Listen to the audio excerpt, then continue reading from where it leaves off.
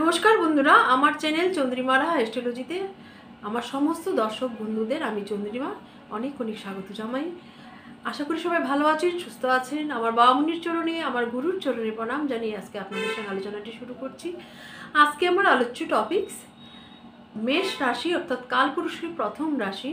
এই জুলাই মাসটি, এই যে আগামী জুলাই মাস 2025 কেমন কাটতে চলছে এ নিয়ে আমার আলোচনা। আশা করি ভালো লাগবে। যদি ভালো লাগে অবশ্যই আমার সঙ্গে থাকবেন। তো মেষ রাশি জানি আমরা অলরেডি শনি 7.5 প্রথম চরণ কিন্তু গত 29শে মার্চ 2025 থেকে শুরু হয়ে গেছে।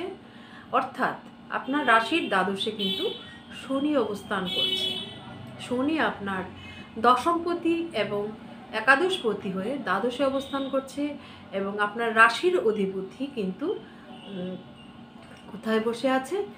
আপনার রাশি থেকে ফিফথে অর্থাৎ পঞ্চমে বসে আছে মঙ্গল। সিংহ রাশিতে মঙ্গলের অবস্থান এবং শুক্র, অর্থাৎ শুক্র কিন্তু আপনার দ্বিতীয় ঘরের অধিপতি এবং সপ্তম ঘরের অধিপতি শুক্র আপনার দ্বিতীয় স্থানে এবং সেখানে থাকবে 26শে জুলাই অবধি কিন্তু আপনার দ্বিতীয় ঘরেই থাকবে। তৃতীয় বৃহস্পতি বসে আছে এবং রবিও কিন্তু বৃহস্পতির সঙ্গে বসে আছে। অর্থাৎ বৃহস্পতি জীব কারক গ্রহ, জীব এবং রবি হচ্ছে আমাদের আত্মা। সুতরাং জীব এবং আত্মার মিলন হচ্ছে বা সংযোগ স্থাপন হচ্ছে কোথায়? আপনার রাশির তৃতীয় স্থানে। এটা কিন্তু অত্যন্ত শুভ। ফোর্থ হাউসে কিন্তু বসে আছে বুধ এবং আপনার পঞ্চমে মঙ্গল বসে আছে, আগেই বললাম। সঙ্গে কেতুও কিন্তু এই পঞ্চমে বসে আছে। আর রাহু বসে আছে আপনার দশম স্থানে, রাহু বসে আছে একাদশ স্থানে এবং দ্বাদশে শনি বসে আছে। সুতরাং এই পরিপ্রেক্ষিতে আপনার রাশির উপর কী প্রভাব পড়তে চলছে সেই নিয়ে আলোচনা। আপনার রাশির অধিপতি যেহেতু পঞ্চম স্থানে আছে, এতদিন কিন্তু সে নিচস্থ অবস্থায় চতুর্থে ছিল। আমরা জানি গত 7 জুন সে কিন্তু সিংহ রাশিতে পদার্পণ করলো। এটা কিন্তু অত্যন্ত শুভ। কেন্দ্রের মালিক কেন্দ্রে যাচ্ছে, অর্থাৎ একটা রাজযোগের সৃষ্টি করছে। আপনার এনার্জি, আপনার শরীর স্বাস্থ্যের কথা যদি ধরি, ফার্স্ট হাউস আমাদের শরীর স্বাস্থ্য, আমাদের ব্যক্তিত্ব, আমাদের কর্মক্ষমতা, আমাদের হেলথ, আমাদের এগুলোকে বোঝায়। সেক্ষেত্রে বলবো প্রত্যেকটা জিনিস আপনি কিন্তু লক্ষ্য করবেন 7 জুনের পর থেকে পজিটিভলি চেঞ্জ হচ্ছে। কারণ রাশির অধিপতি তো মঙ্গল এতদিন নিচস্থ ছিল জলরাশিতে কর্কটে, সুতরাং সে কিন্তু খুশি ছিল না। এবার আপনার মধ্যে কিন্তু ফাইটিং স্পিরিট বেড়ে যাবে। আপনি মেষ লগ্নের জাতক কিংবা জাতিকা, আপনি কিন্তু বর্ন ফাইটার, যুদ্ধ করার জন্যই কিন্তু আপনি জন্মেছেন, নেতৃত্ব দেওয়ার জন্যই কিন্তু আপনি জন্মেছেন। আপনি বর্ন লিডার। মেষ রাশিতে কিন্তু সূর্য উচ্ছ্বস্ত হয়, সূর্য এক্সাল্টেড হয় আপনার রাশিতে। সুতরাং বলাই বাহুল্য রাজার সঙ্গে আপনার সম্পর্ক, সূর্যকে যদি রাজা বা শক্তির কেন্দ্রবিন্দু হিসাবে ধরি, সোলার সিস্টেমের কেন্দ্রে আমরা সূর্য থাকে আমরা জানি, সেই সূর্যকে কিন্তু প্রত্যেকটা প্ল্যানেট চারদিকে প্রদক্ষিণ করছে।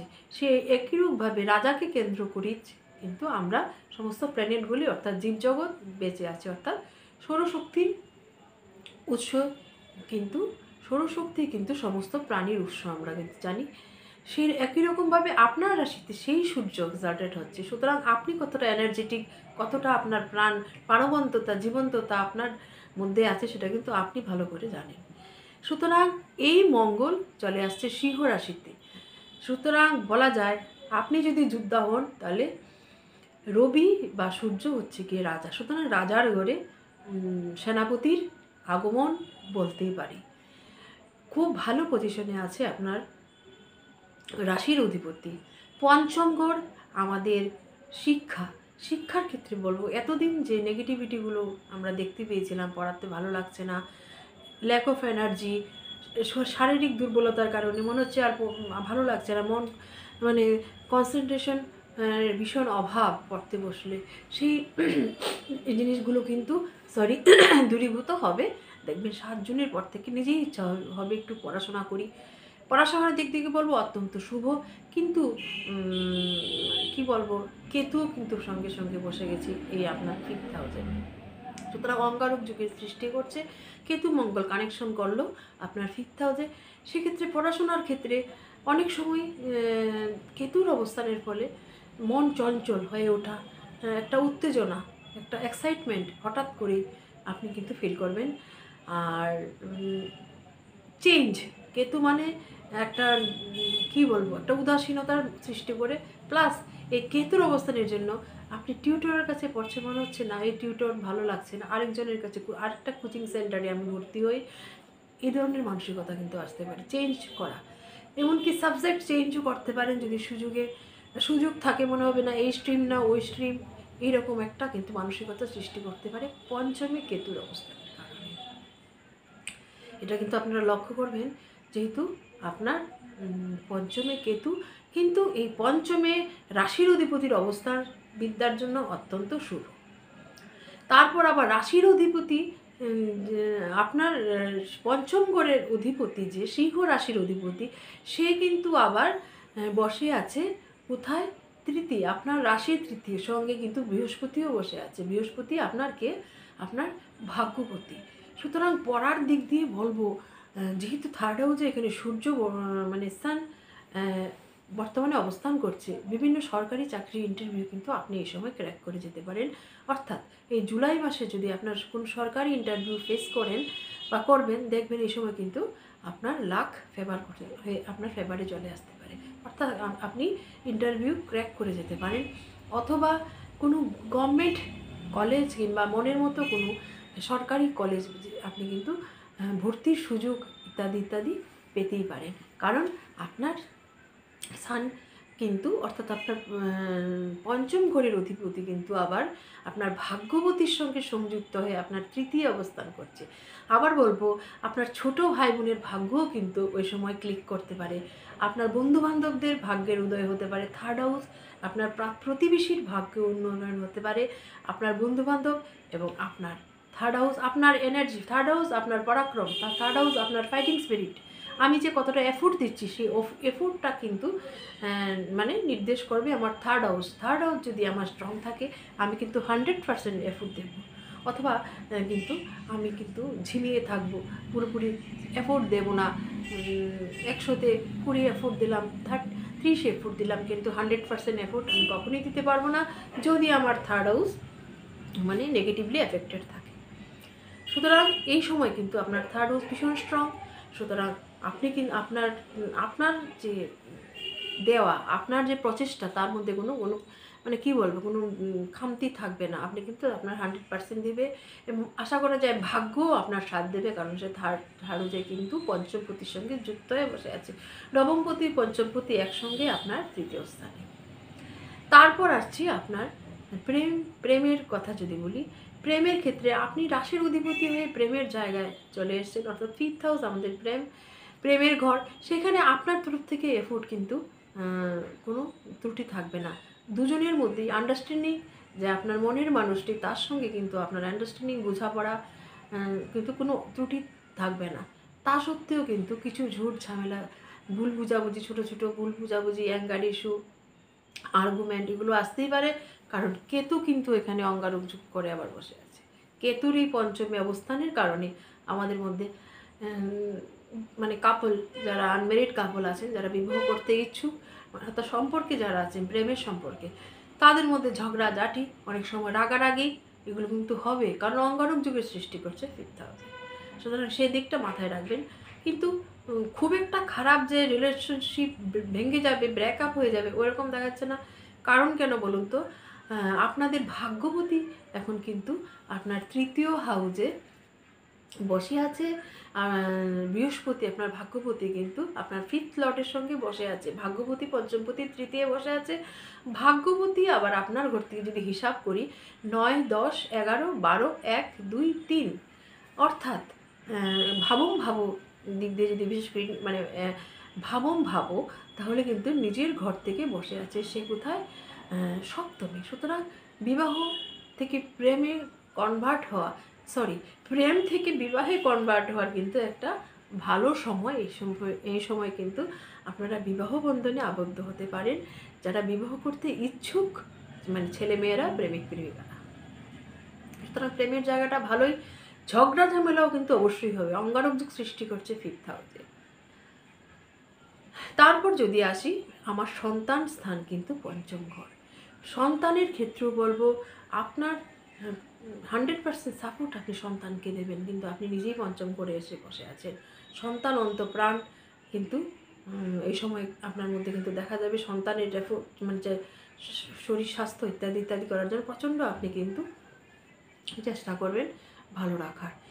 তারপর কিন্তু যেহেতু মঙ্গলও বসে আছে বলবো, এই সময় যারা কনসিভ করতে চাইছেন, সন্তান ধারণ করতে চাইছেন, বিভিন্ন ধরনের সমস্যা আসতে পারে, মিসক্যারেজ মতো ইত্যাদি ইত্যাদি সমস্যা কিন্তু সৃষ্টি হতে পারে, কারণ কেতু বসে আছে যে মঙ্গলের সঙ্গে, সেটাও কিন্তু দেখতে হবে। সন্তানের স্বাস্থ্যের উন্নতি অবশ্যই আগের থেকে ভালো হবে, কারণ এতদিন নিচস্থ ছিল। সন্তানের মন মেজাজ, স্বাস্থ্য, কেরিয়ার, প্রত্যেক কিছু কিন্তু ভালো হতে পারে, কারণ পঞ্চমপতি যে আপনার নবমপতির সঙ্গে সংযুক্ত, এই 3rd হাউসে বসে আছে, অবশ্যই মাথায় রাখতে হবে। সুতরাং ভালোই বলা চলে এই সময়। সন্তানের ভাগ্যোদয়েরও কিন্তু একটা সময়। বৃহস্পতি তো শুধু এখন নয়, আর এই একটি বছর কিন্তু বৃহস্পতি আপনার এখানেই থাকবে। মাঝখানে একটি মাস, 18 অক্টোবর থেকে 5 ডিসেম্বর বৃহস্পতি আবার উচ্চস্থ অবস্থায় আপনার চতুর্থে আসছে। এই সময়টা বলবো আরও ভালো। সুতরাং ভাগ্য এবং আপনি নিজে সাপোর্ট দিচ্ছেন 5th হাউসে, আপনি বসে আছেন, কিন্তু 26শে জুলাইয়ের পর থেকে আপনার শারীরিক অসুস্থতা, ছোটোখাটো ইমিউনিটি পাওয়ার কমে যাওয়া ইত্যাদি ইত্যাদি কিন্তু সমস্যা আসতে পারে। আত্মবিশ্বাসের অভাব, শত্রুরা মাথা চাড়া দিয়ে উঠতে পারে। কবে? 26শে জুলাইয়ের পর থেকে রাগারাগি, মানে বিভিন্ন ধরনের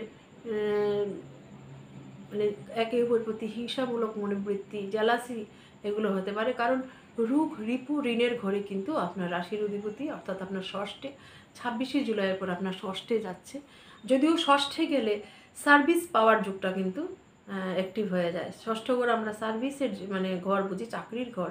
সেক্ষেত্রে যারা চাকুরি প্রার্থী তাদের জন্য কিন্তু আবার এই সময়টা ভালো, কিন্তু শারীরিক সমস্যা, শারীরিক দুর্বলতা, এগুলো কিন্তু সঙ্গে সঙ্গে থাকছে। ষষ্ঠ ঘরকে কিন্তু উপচয় ঘর হিসাবে আমাদের জ্যোতিষশাস্ত্রে বলা হয়। সুতরাং এই পঞ্চম ঘর। তারপর যদি আপনার বিবাহের দিকটা দেখি, বিবাহের অধিপতিকে শুক্র, আপনার 7th লর্ডকে ভ্যানাস কোথায় বসে আছে? নিজের ঘরে বসে আছে। আপনার কোথায়? আপনার দ্বিতীয় স্থানে, আপনার অর্থের স্থানে, আপনার পরিবারে। সুতরাং বিবাহের দিকটা সে কতদিন এখানে থাকবে? সে কিন্তু এখানে অনেক শুক্র কিন্তু প্রায় গোটা জুলাই মাসটায় কিন্তু আপনার এখানে থাকছে। সেক্ষেত্রে বলবো 26শে জুলাই অবধি কিন্তু শুক্র আমার এখানেই থাকছে। সেই ক্ষেত্রে বলবো শুক্র বিবাহর, আপনার যে জীবনসঙ্গী তার সঙ্গে সম্পর্ক কিন্তু মজবুত হবে।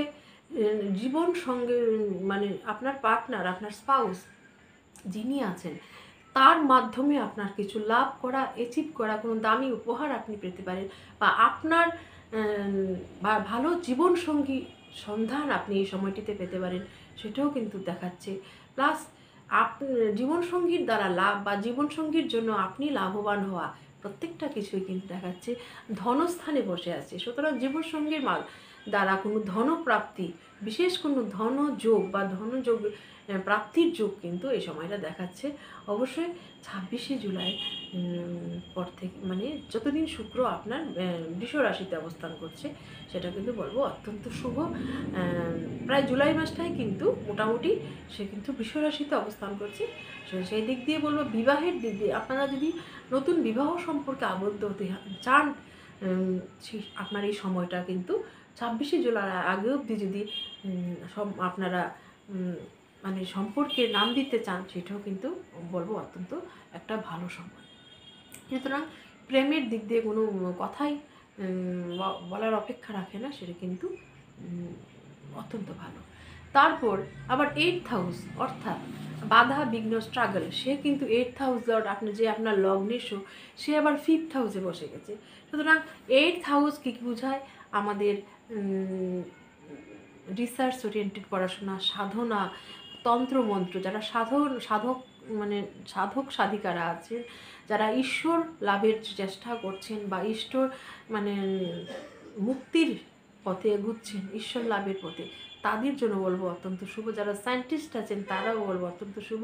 যারা তন্ত্রমন্ত্র নিয়ে কালচার করেন, অকনসাসের সঙ্গে যুক্ত, তাদের জন্য শুভ। কারণ সে 8th হাউস লর্ড এবং আপনার লগ্ন লর্ড মার্স কিন্তু লিওতে আসছে খুব ভালো অবস্থায়, সঙ্গে আবার কেতু যুক্ত হচ্ছে। সুতরাং যারা গুপ্ত সাধনা করেন, যারা তন্ত্রমন্ত্র নিয়ে কালচার করেন এবং যারা রিসার্চ ওরিয়েন্টেড পড়াশোনা করেন, তাদের জন্য বলবো অত্যন্ত শুভ। তারপর আসি আপনার ভাগ্যের কথা। আপনার পিতা, আপনার ভাগ্য 9th লর্ড বৃহস্পতি কিন্তু আপনার কোথায় বসে আছে? তৃতীয় বসে আছে। যদিও এই জুলাই মাসের কিছুদিন কিন্তু সে কম্বাস্ট অবস্থায় থাকবে, তখন কিন্তু ভাগ্য মানে কী বলবো, ইনঅ্যাক্টিভ অবস্থায় থাকবে, না পজিটিভ না নেগেটিভ কোনো রকম ফলে কিন্তু সে দিতে অক্ষম থাকবে। যখন সে কম্বাস্ট বা অস্তিমিত থাকবে, এই জুপিটার 13 জুলাই থেকে কিন্তু জুপিটার কম্বাস্ট হয়ে যাচ্ছে আপনার 3rd হাউসে। এই সময়টাও একটু লক্ষ্য রাখবেন, কারণ এই সময় কিন্তু ভাগ্য খুব একটা আপনার সাথ দেবে সেটা কিন্তু বলা চলে না, কারণ সে নিজে তখন কম্বাস্ট।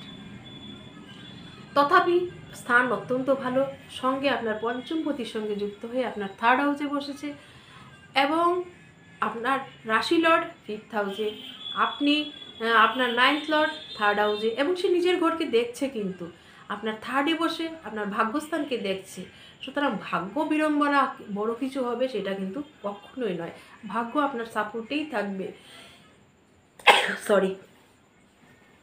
ভাগ্য কিন্তু আপনার সাপোর্টেই থাকবে, কারণ ভাগ্য ঘরের অধিপতি 3rd হাউসে বসে কিন্তু আপনার 9th লর্ডকে দেখছে। সুতরাং ভাগ্য আপনার সাথেই থাকবে। বাবার শরীর স্বাস্থ্যের উন্নতি, কোনো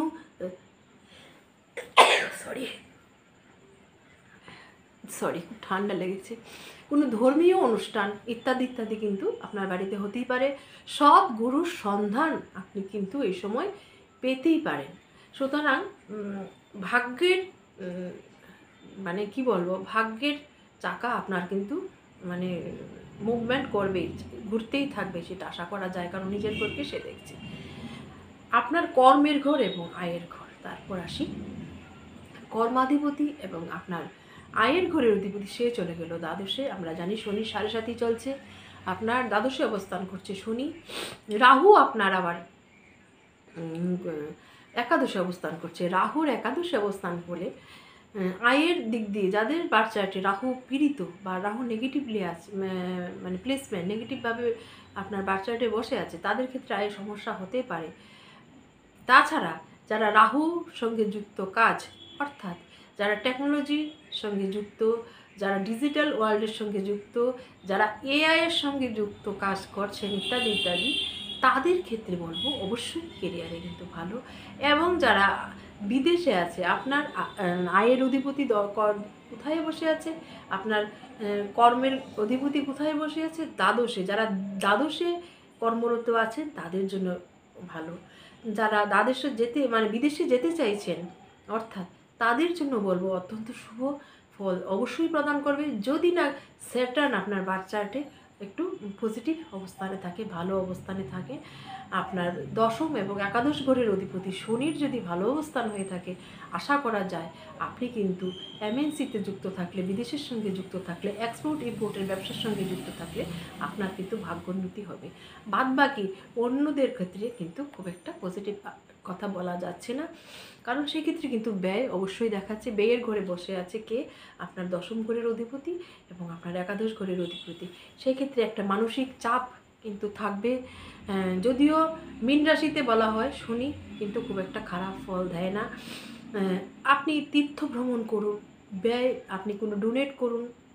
বৃহস্পতি এবং শনি যদি আপনার বার্থ চার্টে ভালো থাকে, সেক্ষেত্রে বলবো কোনো এনজিওতে একটা বড় অ্যামাউন্ট এর মানি আপনি কিন্তু ডোনেট করতেই পারেন এই সময়, সেটা কিন্তু আপনার গুড লাক আনবে, আপনার নেগেটিভিটিটাকে কিন্তু অনেকটা কমিয়ে দেবে আপনার এই ডোনেশন। সুতরাং বিভিন্ন সমাজসেবামূলক কাজ, ধর্মীয় কাজ এই সময় কিন্তু আপনার আসতে পারে। কারণ আপনি কিন্তু আপনার দ্বাদশ ঘরে শনি, এই সময় কিন্তু তীর্থ ভ্রমণের একটা যোগ দেখা যাচ্ছে। দ্বাদশ মানে আমাদের তীর্থস্থান, আমাদের মুখ্যের স্থান, বিদেশকেও দ্বাদশ বোঝায়। যাদের বার্থ চার্টে স্যাটার্ন এবং মানে বৃহস্পতি খারাপ অবস্থায় আছে তাদের কিন্তু, কারণ 12th হাউস কিন্তু হসপিটালকেও বোঝায়। কোনো কারণে শারীরিক অসুস্থতার কারণে হসপিটালাইজড হওয়া, পরিবারের কেউ হসপিটালে ভর্তি হওয়া, ডাক্তারখানায় বারবার যাতায়াত করার কিন্তু একটা কারণ থাকতে পারে। আবার ধরুন 12th হাউস জেল খানা বা আইসোলেশনকেও বোঝায়। জেল টেল ইত্যাদি কিন্তু এই 12th হাউসের জন্য হয়ে থাকে। যদি আপনারা কোনো মানে ইলিগাল কাজের সঙ্গে যুক্ত থাকেন, অবশ্যই সাবধান হওয়া প্রত্যেকটা মানুষের প্রয়োজন। এই সময় কিন্তু আপনি নেগেটিভ প্রভাব পেতে পারেন যদি আপনার বার্থ চার্টে স্যাটার্ন এবং জুপিটার খারাপ অবস্থায় থাকে। সেক্ষেত্রে বলবো অবশ্যই সচেতন হন, নিজেকে রেকটিফাই করুন ভুল ত্রুটিগুলো। আর প্রতিকার হিসাবে যদি বলি, অবশ্যই শনির বীজ মন্ত্র জপ করুন। অবশ্যই আপনার যদি দীক্ষিত হন, আপনার গুরু মন্ত্র, গুরুর বীজ মন্ত্র অবশ্যই জপ করুন। রামপ্রসাদের সেই গানটা আমরা অবশ্যই মনে রেখে গুরুর আশ্রয়ে যেতে পারি।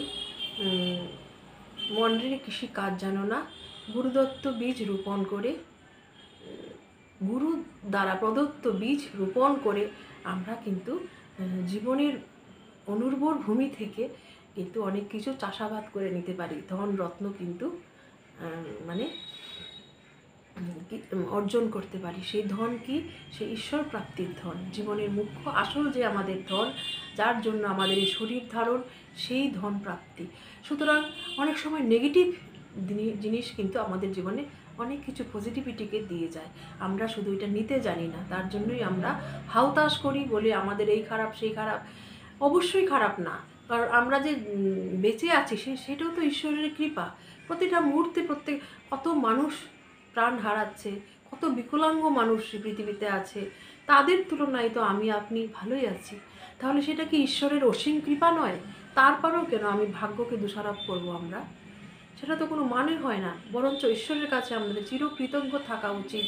তিনি একটা সুস্থ মস্তিষ্ক, দুটো হাত দিয়ে আমাদেরকে কর্মক্ষম করে পাঠিয়েছেন পৃথিবীতে। সুতরাং পৃথিবীর জন্য কিন্তু আমাদের কিছু করতে হবে, এই সমাজের জন্য। কারণ এই সৃষ্টিটাই কিন্তু ঈশ্বরের সৃষ্টি।